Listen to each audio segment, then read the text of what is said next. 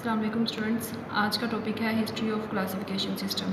Classify चीज़ों को करने के लिए, ऑर्गेनिज़म को क्लासिफाई करने के लिए जो एक हिस्ट्री है, जिन बायोलॉजिस्ट ने, जिन साइंटिस्ट ने पार्टिसिपेट किया और जिन साइंटिस्ट ने इसमें एक इम्पॉर्टेंट रोल प्ले किया, वो आपके सामने एरिस्टोटल, अबू उस्मान, ये वो साइंटिस्ट हैं जिन्होंने लिविंग ऑर्गेनिज़म को क्लासिफाई किया।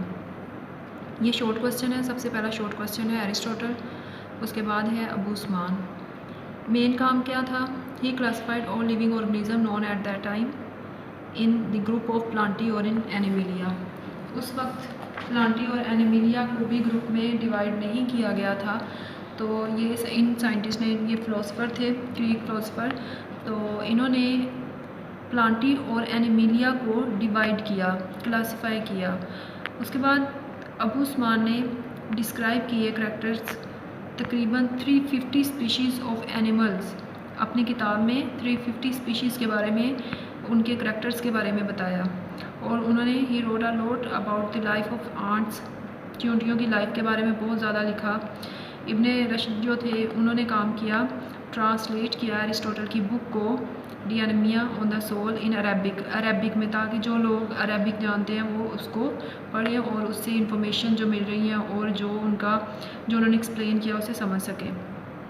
15th सेंचुरी में बहुत से बायोलॉजिस्ट ने इस पे काम करना स्टार्ट कर दिया।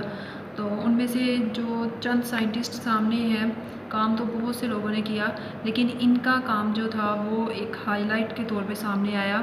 तो सबसे पहले साइंटिस्ट है Andrea, divided plants into 15 groups. Plants को 15 ग्रुप्स में डिवाइड किया इन्होंने और उसे कहा जाता है जेनरा। जॉनरे ने पब्लिश किया important work on the plant classification पे। ऑगस्टस ने इंट्रोड्यूस किया टैक्सॉन ऑफ ऑर्डर। टॉर्नीफोर्ड ने इंट्रोड्यूस किया taxa of class and species. Carlos Linnaeus का काम जो है वो बहुत ज़्यादा अच्छा तो इन सब का भी था, लेकिन इनका काम जो था वो एक नेमिंग की तरफ जो गया वो बहुत एक पॉजिटिव स्टेप था और एक बड़ा इम्पोर्टेंट था, क्योंकि इसने नेमिंग पे काम किया था।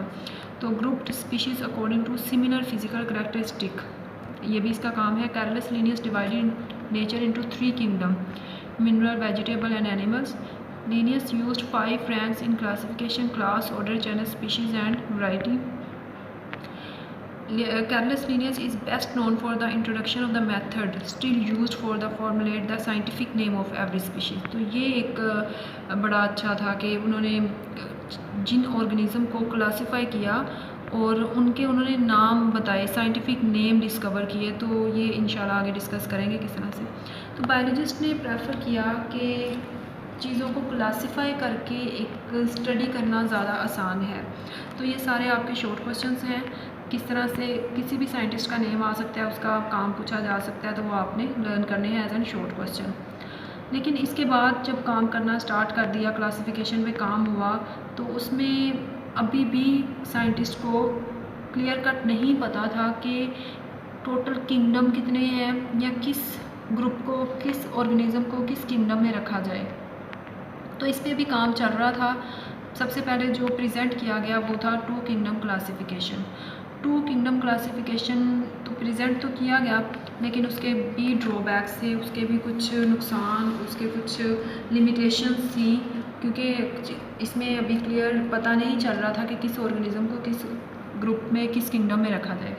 तो सबसे पहले जो 2 किंगडम है,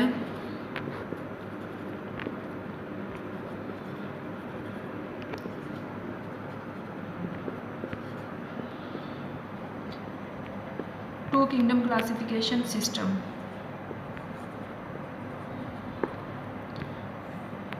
अब ये जो क्लासिफिकेशन सिस्टम था 2 किंगडम, ये बहुत पुराना था और इसमें किया गया कि 2 किंगडम बनाए गए। एक किंगडम था प्लांटी, क्योंकि बहुत पुराना था। कुछ जब वो एक्सपेरिमेंट्स कर रहे थे और काम कर रहे थे, तो उन्होंने सबसे पहले 2 किंगडम क्लासिफिकेशन सिस्टम जो है वो प्रेजेंट किया था। तो प्लांटी और एनिमिलिया में डिवाइड किया।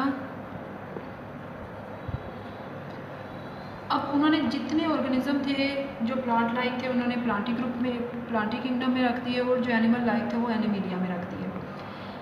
All organism that can prepare their food उन्हें कहा जाता है ऑटोट्रॉफ्स, और जो अपनी खुराक तैयार नहीं कर सकते उन्हें कहा जाता है हेट्रोट्रॉफ्स। ऑटोट्रॉफ्स और हेट्रोट्रॉफ्स का डिफरेंस क्या है? ऐसे ऑर्गेनिज्म जो अपना फूड खुद प्रिपेयर कर सके उन्हें कहा जाता है ऑटोट्रॉफ्स, और ऐसे ऑर्गेनिज्म जो अपना फूड खुद तैयार नहीं कर सकते, डिपेंड करते हैं दूसरे ऑर्गेनिज्म पे या ऑटोट्रॉफ्स पे, उन्हें कहा जाता है हेट्रोट्रॉफ्स। तो प्लांट्स जो हैं क्योंकि अपना फूड खुद तैयार करते हैं इन्हें कहा जाता है ऑटोट्रॉफ्स, और एनिमल्स अपना फूड खुद तैयार नहीं करते, वो डिपेंड करते हैं प्लांट्स पे, तो उन्हें कहा जाता है हेट्रोट्रॉफ्स। बायोलॉजिस्ट ने वो तमाम प्लांट्स, वो तमाम ऑर्गेनिज्म जो अपना फूड खुद तैयार कर सकते हैं उन्हें इस किंगडम में रख दिया प्लांटी में, और जो अपना फूड खुद प्रिपेयर नहीं कर सकते उन्हें रख दिया किंगडम एनिमेलिया में। इस सिस्टम के अकॉर्डिंग बैक्टीरिया, फंजाई, एल्गी, इन सब को भी प्लांटी ग्रुप में, प्लांटी किंगडम में रख दिया गया। लेकिन कुछ टैक्सोनोमिस्ट थे, कुछ जो क्लासिफिकेशन कर रहे थे, और भी बहुत से साइंटिस्ट थे, उन्होंने कहा कि ये सिस्टम जो है ना ये बिल्कुल ठीक नहीं है, ये काम बिल्कुल एक सेटिस्फैक्ट्री नहीं है, इसमें कोई सेटिस्फाइड नहीं था, क्योंकि बहुत से यूनिसेलुलर ऑर्गेनिज्म थे जिस तरह यूग्लिना, उसमें प्लांट लाइक और एनिमल लाइक दोनों करैक्टर्स हैं, तो फिर उन्हें कहाँ रखा जाए? क्योंकि उसमें तो प्लांट लाइक भी कुछ करैक्टर्स हैं, उसमें कुछ एनिमल लाइक भी करैक्टर्स हैं, तो फिर उसे किस ग्रुप में रखा जाए? थर्ड वन तो कोई ऑप्शन नहीं थी हमारे पास, यहाँ पर तो सिर्फ 2 किंगडम क्लासिफिकेशन थी, या तो प्लांट्स या एनिमल्स, कोई इंटरमीडिएट था ही नहीं। तो उन्होंने कहा फिर ये जब भी कोई चीज़ प्रेजेंट की जाती है तो उसको ऑब्जेक्ट करने के लिए उस पर कुछ साइंटिस्ट जो हैं वो ऑब्जेक्शन करते हैं कि अगर आप ठीक कह रहे हो तो फिर यूग्लिना को किस में रखा जाएगा, क्योंकि उसमें तो दोनों के करैक्टर्स हैं, तो ये तो फिर बिल्कुल ठीक नहीं है, ये तो काम ही नहीं करता 2 किंगडम क्लासिफिकेशन, इसे रिजेक्ट किया जाए। सो हुआ क्या कि उन्होंने कहा कि इसके लिए एक सेपरेट किंगडम होना चाहिए यूग्लिना के लिए, जो इस तरह के करैक्टर जिसमें ना प्लांट लाइक और एनिमल लाइक दोनों हैं, तो वो फिर उसे एक थर्ड किंगडम में रखा जाए। तो फिर इस सिस्टम को इग्नोर कर दिया गया, क्योंकि ये बिल्कुल ठीक नहीं है, ये क्लासिफिकेशन की बेस पे बिल्कुल हो ही नहीं रहा है, तो इसको रिजेक्ट किया जाए। इसमें एक और चीज़ इग्नोर की गई थी, वो ये थी कि इस किंगडम में ना तो प्रोकैरियोट्स एंड